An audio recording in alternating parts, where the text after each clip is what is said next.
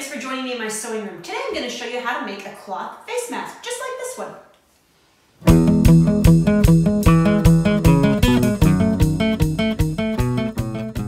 It almost seems crazy to me to be doing a video on how to sew cloth face masks. A year ago, if you'd have told me this would be my thing, I would have thought you were crazy. But here we are in 2021, and face masks are certainly a required thing for those of us who are out in public at all, whether it's for work or school. And so I've developed a little pattern over the last 6 months that I think is really kind of unique, and I thought I would share it with you. I got really good at this pattern last fall when my daughter got married. We made face masks for all of her wedding guests, and I had so much positive feedback from those masks and how well they fit, and people really enjoyed wearing them, that I thought it would be worth taking the time today to show you how I put them together. Part of the reason why I like this pattern so much is that it uses fat quarters. Now, for those of you who aren't familiar with quilting or sewing, fat quarters is a measurement of fabric that you commonly find at quilting stores in particular. And what it is it's half a meter or a yard, depending on the store, but it's half a meter that's been cut in half again. So it's a quarter of a meter, but it works out being this square shape. And it's a common piece of fabric that's cut for quilting, but it also works really good in this instance because with the masks being 2 layers, I make them reversible, and it takes 1 fat quarter will give you 2 masks that are the same pattern inside and out, or if you're going to use 2 different fat quarters, it'll give you 4 masks.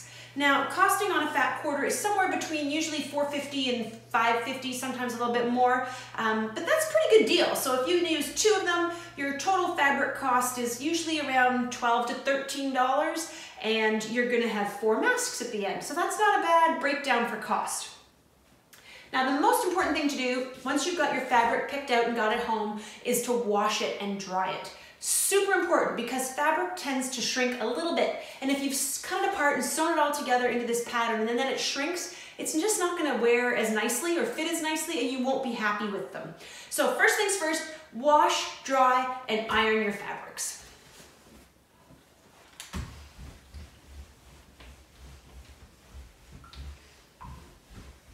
Once you have your fabrics ironed flat, you are going to want to fold them in half. Now, I'm going to fold it so that I don't cover up this edge. I could have cut this salvage edge off. This is this edge that has this printing on that I'm not going to use. So I'm just going to make sure that I don't double that part in my part of the fabric. I'm just going to double the good part of the fabric that I'm going to use for my cutouts. And then I'm just going to iron that again because I'm going to cut 2 layers at a time, so I want to make sure I have it doubled. Now, if I was going to make this reversible with the same color, I would just need this 1 square, but I'm going to use a pink color that I bought as well for the inside lining. Now, because I bought a few fat quarters, I'm going to be making a few of these masks of the pattern. I bought a meter of the plainer colored fabric, simply from a cost savings standpoint. The plain fabric is less expensive than the pattern fabric, and this is going to be the inside of my mask that really no one sees anyways. So this mask pattern is one that I found online and modified. I didn't make it up from scratch, but it certainly is so much changed from the original I found online that I would call it my own, really. I added a pleat to the pattern and I changed the shape of it a little bit, but the overall concept is the same for most patterns. You'll find a million different videos and patterns. I think the real key is to try it out and see how it fits your face and then adapt it as needed. Now, like I said, I made this pattern for about 50 different people, and all of my feedback was positive. I didn't have anybody that said that didn't fit them. Maybe they just didn't tell me, but overall I had some really positive feedback from people who really liked the fit and comfort level of this particular mask. So once you've got your pattern, your fabric ironed, it's time to lay out your pattern. Now, I'm going to have a link down in the description where you can print off this pattern as a PDF. Pretty simple, pretty straightforward. What I did is, I'm a quilter, so I use a rotary tool. Certainly if you just want to use scissors, that's a possibility.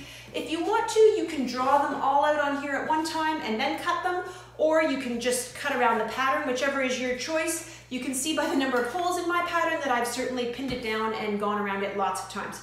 So I'm just going to go ahead here and cut out about, well, I'm going to cut out several. I do find it to be a time savings If you're working at making a series of masks, if you do all of one step first. So instead of cutting out one and then doing the whole project, I cut out 4 or 5 and then I go ahead and start the next task of sewing. So I'm gonna go ahead and cut a few of these out of each color.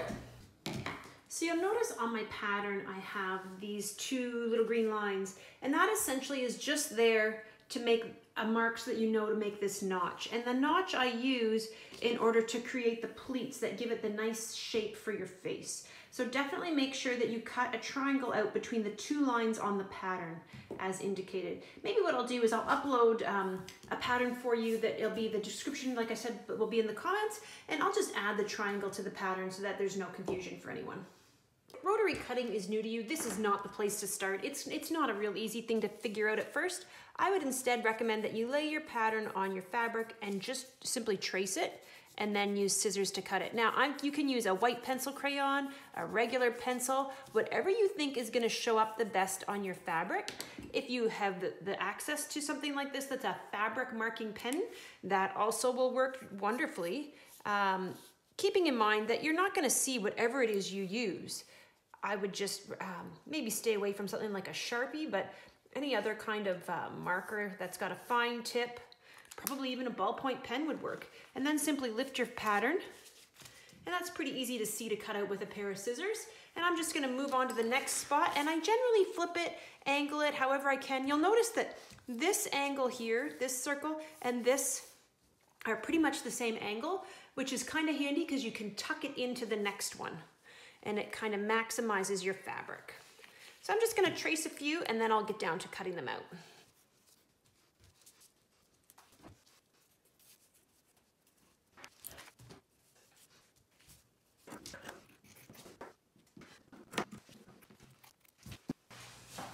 So there's a couple of key reasons why I think that these face masks have been so popular and comfortable for people to wear.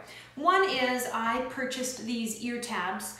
So it's elastic, but it's got an adjustable ring on it, which allows people to make it the size that fits them best. This is part of the this was super important to me when I was making them for my daughter's wedding, because I had 50 different faces that I wanted the same mask to fit. So I went online and bought these. I believe you can purchase them locally at the Quilt Kitchen in Exeter, but when I was ordering these, they weren't available locally. But definitely that's one spot I would check if you're looking at making some and you live in my area. So these little tabs, worth the investment. The second thing that I think made them so popular is they have a metal nose piece, especially important for people who wear glasses, because you need to be able to get that mask nice and tight to your face or your glasses fog up. It's super annoying. So for the wedding ones, I used these little pieces of metal that are face mask. They're made for this. Again, I ordered them online. They were great, worked great. The problem is, because they're metal, they get folded back and forth too often. I'll just show you. So they were great, they were sticky, you got to put them in place, but you know, we're wearing these all the time. So we're washing them and then we fold them and we stick them in our back pocket and what have you. And over time, this steel just breaks down. And if you fold it too far one way and then too far the other way, it actually snaps in half. And I know some of my own masks that I've made, this piece is actually broken. And that's really disappointing because I've got this great face mask and now this metal piece is broken. So it's better than nothing, but it's not as durable as the second solution I found, which is these. I actually bought these on Etsy and my husband laughed at me because he's like, Sandra, that's just a twist tie. So maybe it's just a twist tie, but it says it is a double wire nose strip. So I like to believe that they are 4 noses, not just twist ties, but it's essentially just a piece twist tie, but it's got a wire on both sides. And because it's coated in plastic, I think it's not gonna break as easily, I'm hoping anyways. So I've switched to these. They are a little bit trickier to work with because these have an adhesive back to them. This doesn't have adhesive, so I have to kind of put it in place and then pin it while I sew around it. But we'll get to that step in a few minutes. Definitely something to consider. If you're gonna go to the work of making face masks, get yourself metal nose pieces, get yourself good elastic for the ears. I know there's also some really soft elastics out there which work well. And if you're only making them for yourself or for your family, you can measure them to length and that's great. I also like these because that way we just have family masks and I wash them and hang them on the hook by the door. So when they're clean, anybody can grab one and we can all wear the same ones. This is my old relic of a sewing machine that I think I got at a secondhand store. It was either at a secondhand store or somebody gave it to me because they didn't want it anymore. It is not fancy. It has front and back and zigzag. That's it. It works great. It was last serviced in 1983, which gives me an indication of how old it is, probably as old as I am. It's due for service again, so you'll hear me sewing with it, and it is a bit clunky sounding. Due for service again. It was due for service probably 35 years ago. I'm gonna take it for service very soon. Now, just before we get started with the sewing, the other thing that you need to do with this pattern is turn your face mask inside out here.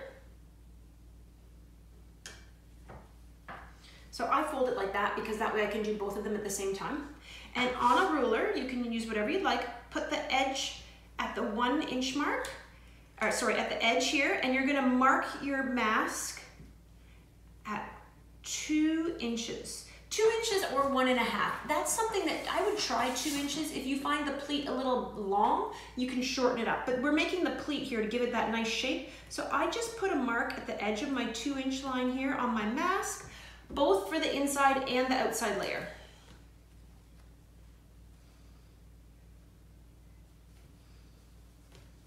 And before I sew anything together, I'm gonna put those pleats in. So all I do is I put that mark there, right where my needle is, and I usually wind it down by hand, just to make sure I'm gonna hit in the right spot. And I sew from that mark to the edge of my triangle. And I just eyeball it. I try to sew as straight a line as possible. And honestly, if it doesn't end up with a perfect triangle, you'll see here mine is a little bit wonky. That's okay. You're just putting a pleat in the mask. It doesn't have to be exact, okay?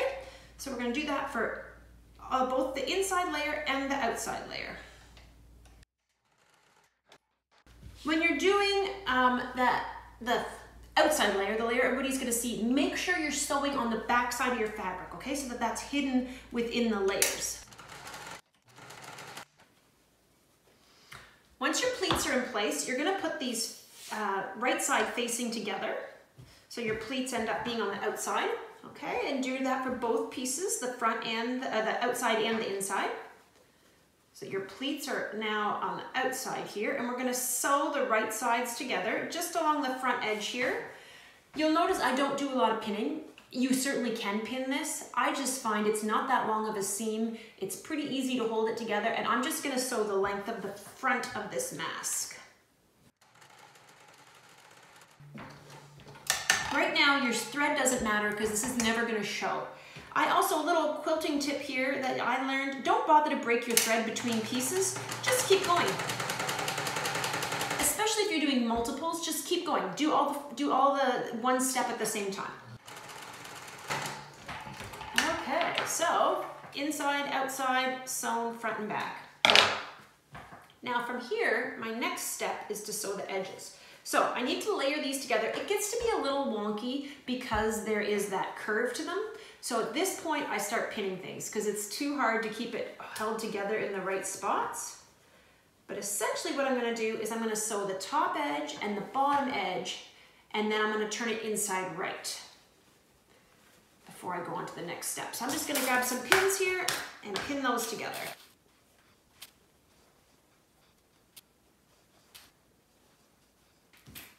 My pins are all in place, so I'm just gonna zip along the top and the bottom, trying to stay the same distance from the edge the whole time.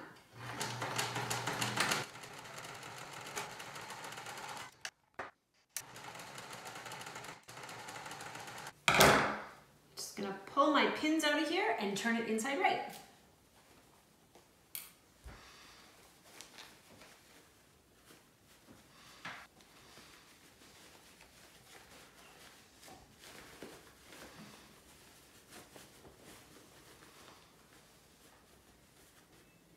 Now, before I go any further, my next step is gonna be to iron this. Because I wanna have nice, clean edges here, the fabric, when it's the same inside and out, you don't have to be quite as careful about this, but I don't wanna see a big pink edge on the front of this mask or a big flowery edge on the back side of the pink.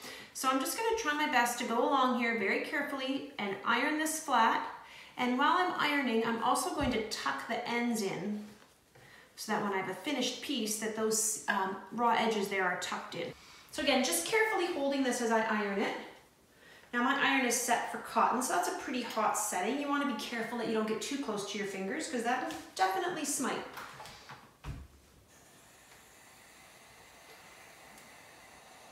I'm gonna just turn off the steam. I don't need my fingers steamed today. Okay. It's not about ironing it flat, it's about pressing that seam that I just sewed together front and back to make it nice and crisp, and it's about tucking the ends in. So don't worry about ironing this curve, not really the object of the whole ironing at all. We want to tuck those ends in, and we want to make sure that our edges are nice and crisp. That's our goal here with the ironing.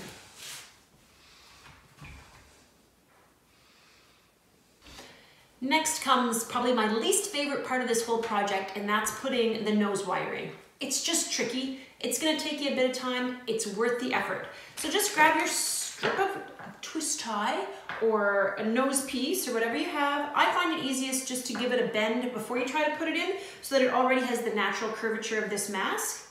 And you just have to slide it in between your layers carefully and try to place that center fold as close as you can to your center seam.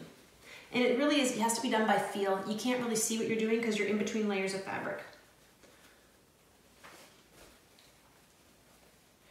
But my suggestion at this point is once you get that nose wire into the front where you want it, and get it situated as close as you can,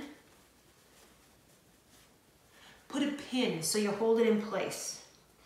Now there's gonna end up being a lot of layers going on here, so you're gonna probably have to pull these pins as you sew, but it does help you get started. And while you're at it with the pinning, you may as well pin your ear straps in place. Now again, like I said, these are adjustable, so you don't have to worry about the length of them, but you do want to get them into the seam good enough that they get held really well. So what I generally do is I just stick them in here, and I make sure they're laying flat as well, because you don't want to twist in them behind your ear. And once I've got it in place, I'm going to pin it.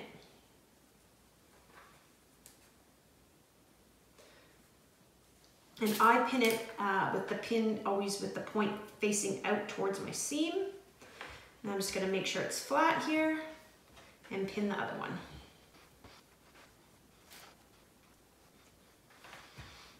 And just repeat for the other end.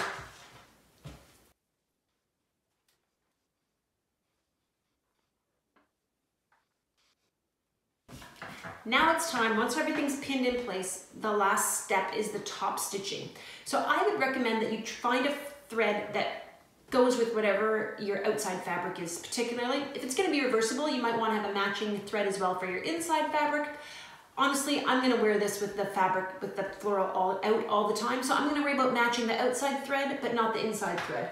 Now, let me just see, I think I've got it over here. I grabbed this green thread that I thought will probably look pretty invisible once I get it on my sewing machine. So I'm just gonna take a minute here and change out my thread. So I've come to this lovely age in my life where it's almost impossible to see the thread and needle, but I have discovered if I put on a second pair of my reading glasses, I can do it no problem. So while I look like an idiot, it is very effective.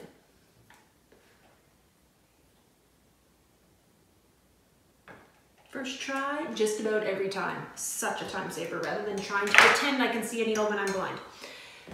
I have to make sure now that my green thread stays on top. So I'm just gonna sew the bottom edge, edge to edge, and then the top as well. You'll see in a second. First, I'm gonna go all the way around the bottom.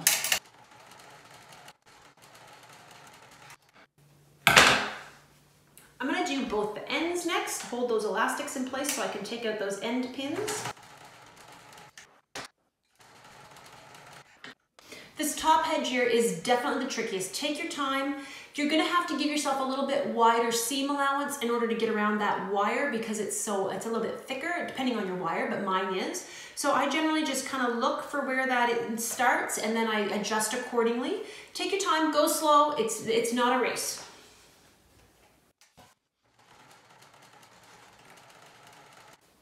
Like I said before, it definitely speeds up the process if you do several at once. So I generally do all the cutting at one time, and then I do all the pleats at one time, and then I do all the seams together at one time, then all the ironing, etc. But I think you get the point. If you're gonna do a bunch, it certainly is a much quicker system if you do all of one step on all 4 masks and then move on to the next step. If you have any questions, by all means, leave them in the comments or send me a message. I'd be happy to try to help walk you through these steps. If I've missed anything, let me know. It has been kind of a fun little project, and it's been a good way to get a nice collection of unique masks for my family to wear. Thank you very much for joining me. I'd love it if you'd subscribe to my channel, and any other video suggestions you have, by all means, lay them on me.